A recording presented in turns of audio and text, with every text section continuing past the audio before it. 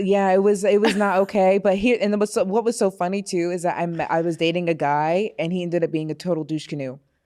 And what was funny is that he kept inviting me out to hang out with his friends. Do we like that word? You can borrow it anytime you want. Yes. Yes. Douche canoe. Yes.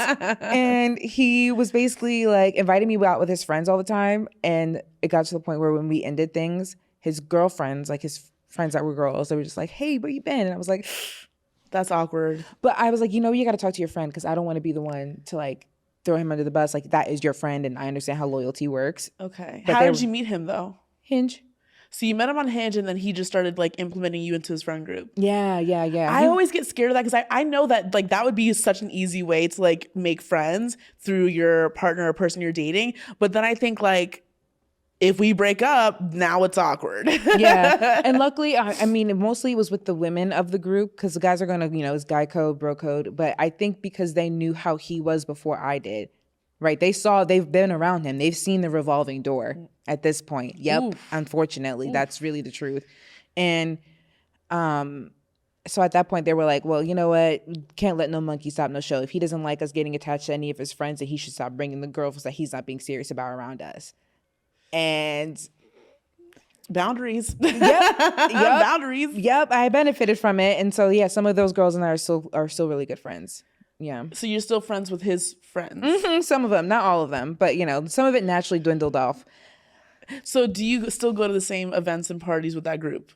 Not all the time, but yeah, every so often I'll see them out. And what's so crazy is that it was like a domino effect. One friendship led to another, which led to another. So here we are, flash forward 3 years later, and one of the guy friends that I met through, who's actually his like line brother, put me onto a job. Wow. That I'm literally working a campaign for next week, and it's like a nice paying campaign. So like blessings to him. So even though it didn't work out, I have really nothing beyond how he behaved at that moment, nothing really bad to say about it. Because once he kind of got used to the fact he had to keep seeing me, he had to apologize. And then we were able to move on. So he apologized to me after. I should add that. I think that's so mature. Yeah.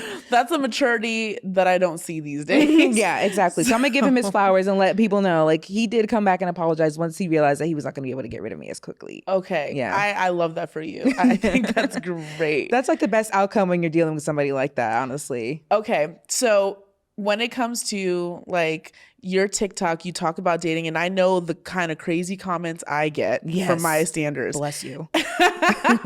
For yours, you talked about the Kevin Samuelites. You call them the Samuelites. Mm-hmm. So how do you what's your thoughts on Kevin Samuels and his followers? And what kind of comments have you been getting on your TikTok? And what is your response to that whole movement of thought? The red pill content, really. Yeah. I don't really like to speak ill of the dead. I just think that his thought process was very antiquated. I don't agree with any of the things or the process in which he did, or the way he presented himself ultimately. I don't agree with that. As far as his followers, I mean, first let me say thanks, guys. Thank you so much, because I wouldn't be here now. Right. Great engagement. So I have nothing bad to say about them either. Girl, that's it's a free country. Yes. That's how I feel too. Like when we talked about this at my birthday party, yeah. When people started saying like, oh my gosh, we're doing a mental health check. Make sure you're not jumping off a bridge. Are you okay? Yeah. Girl, these people are paying my bills. I could care less how they feel about it. Like how, you know what I mean? Like I guess I'm just not that, I don't take things like that too seriously, because those are just like when a stand-up comedian does comedy and there's like hecklers that like are like booing them off the stage. Like, and so like, are you on the stage doing it? No. So like continue on, build me up, build my empire. I love all of this. Yeah. One thing I love about you though, and I took that from you, was just like, because when I had my stint, maybe like literally a year ago, you can feel free to insert clip. Like I was in such a vulnerable space that it did impact me a little bit because of where I was mentally with how things shook out. But I got there eventually. Now I get these comments, and there actually somebody made another YouTube. He has over 1 million subscribers, and he took that video from a year ago and made another video on you. Yes. I had a former coworker reach out to me and go, "Are you okay?" I'm like, "Girl, that video is a year old. I'm fine." I mean, but why is it that they're so obsessed with Black women and their opinions and the fact that we don't want them? It was a white guy who's making videos about you. Yes, it was a white guy. That was so interesting. It was interesting to me because I was the first one. Every other guy that did like a think piece on me was a Black man. This was the first time a white guy. Yeah, I'm used to the Black men derailing me on YouTube. Like, Black men literally are obsessed with me, honestly. There's hundreds of YouTube videos of me and my content, my TikTok, and they're just like inserting clips of my TikToks and yelling about me. Like, you literally sit at home on a microphone and a camera yelling about me. At least buy me dinner first. Like, what is happening? No, it's like, get a job.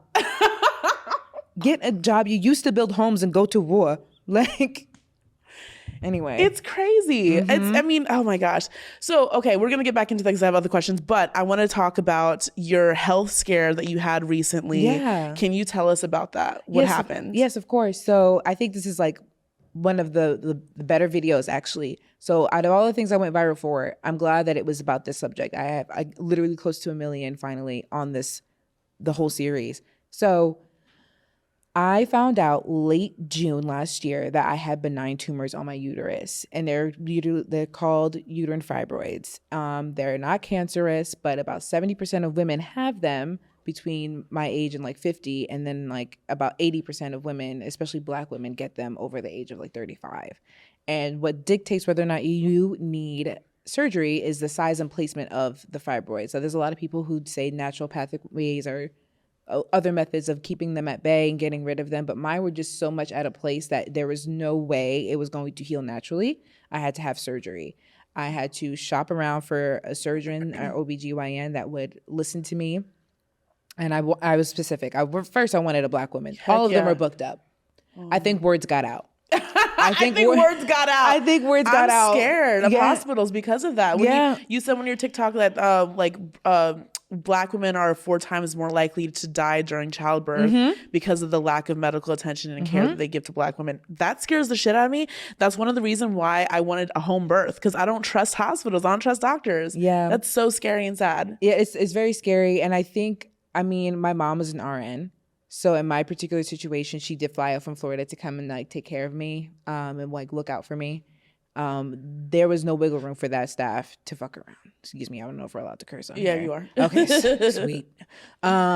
So after my surgery, I mean, let's rewind it. After literally post-op, I'm still in the hospital, and they're gonna decide to keep me a couple of days because I was on the table for 8 hours. And lost a lot of blood, but they said I was fine. It was a long procedure, but I was okay. So as I'm like healing, the healing process is going. The first moment that I felt really angry about the care that I was getting was there's this drug called Dilaudid, and I didn't realize that I was allergic to it until it got to a point where I started to get hives. I have eczema. Me too. So I was literally like scratching a little bit, and I was like, okay. I don't think I need any more of that. I have a feeling it's this drug that you guys are giving me, the IV. Just let me just get the ibuprofen.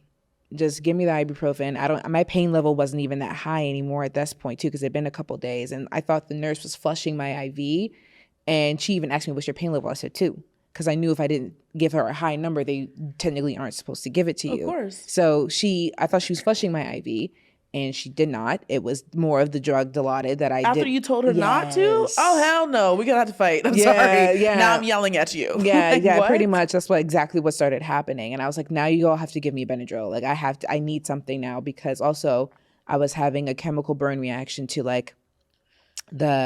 it's almost like a saran wrap bandage. I wish I knew the medical term for it, but it's like a bandage. It looks clear, but it looks like saran wrap over like whatever they put it over your belly button, and it's like a perfect little square. I literally had blisters forming around my belly button from the chemical burn, and I was so miserable. I didn't sleep at all that night. I cried, I screamed, I yelled, throwing up, all of the things. Oh my god. My mom was irate. So we were like, okay, we're packing our things and we're leaving unless you give her. And I had to wait like 6 hours for that Benadryl, because my doctor. This is important, actually. If you are getting surgery, make sure that your doctor has a hospitalist and someone to oversee you that can write a prescription on the dot when they are gone. Because the nurses are not allowed to give you or administer drugs unless it's life-saving, like if I was an anaphylaxis or something. Me just being uncomfortable and needing Benadryl, they're like, well, we don't have a doctor to write the prescription, so you technically can't get it. But who needs a prescription for Benadryl? I can go to the drugstore right now and get Benadryl. Of course, and that's exactly what I threatened to do after 5 hours of waiting.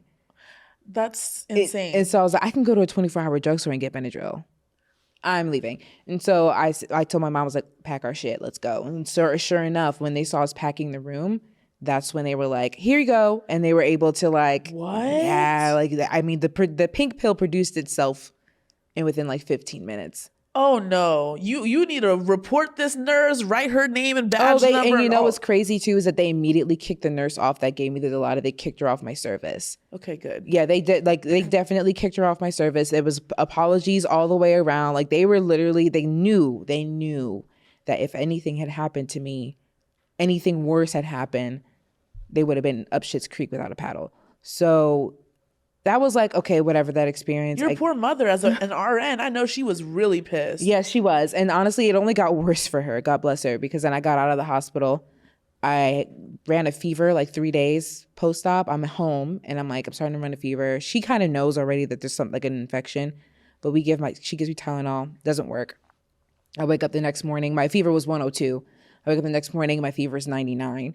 And the room is spinning. She's like, you got to go to the doctor now. So we're like, okay, make an appointment to go get some antibiotics. She still couldn't contact my surgeon at this time either. What? She had a hard time contacting my surgeon, so she had to go ahead. Why can't they give you another surgeon if he's not available? I don't know what her issue was. A lot of surgeons have this thing where they don't like to touch another surgeon's work because they don't want to be held liable. But if it's an emergency and you're, Yeah, you would think, but that's how it is. If it's meant to be, then it'll be a love song.